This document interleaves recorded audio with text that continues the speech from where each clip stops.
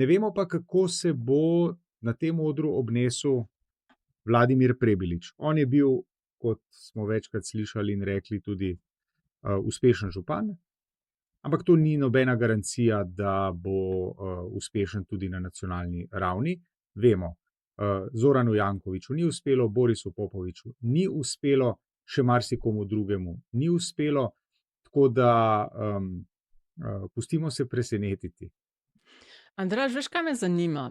Zdaj, okolje, v katerega stanje, v katerega vstopa Prebilič svojo stranko, je drugačno, kot je bilo slaba 4 leta nazaj, ko je po letih Janševe vlade prišel Golob. Zdaj čisto drugačno.